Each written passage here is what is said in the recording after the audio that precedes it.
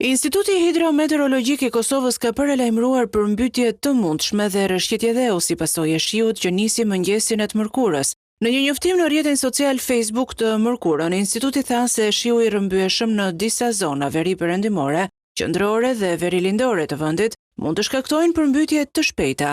Përmbytjet mund të shkaktohen sidomos nga rrjedhat lumore me karakter malor, të cilat mund të shkaktojnë pengesa në qarkullim, sisteme të kanalizimit, probleme në të gjitha aktivitetet bujqësore, probleme me trafikun, rrezik për rrëshqitje dheu e të tjerë. Megjithatë, instituti tha se nuk parashikohet që të ketë përmbytje nga lumenjt kryesor, të cilët aktualisht kanë nivele nën kuotat e tyre mesatare për këtë periudhë të vitit. Sipas parashikimeve të institutit, intensiteti i rreshjeve të shiut do të zvogëlohet dal nga dal pas ditën e të mërkurës dhe gjendja e përgjithshme hidrometeorologjike do të fillojë të stabilizohet.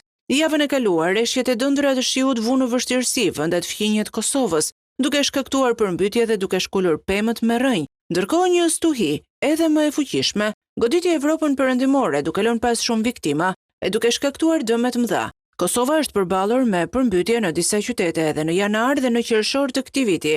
Madje një nën bashkë me fëmijën e saj, 5 vjeç, humbën jetën si pasojë e përmbytjeve në qytetin e Pejës në qershor.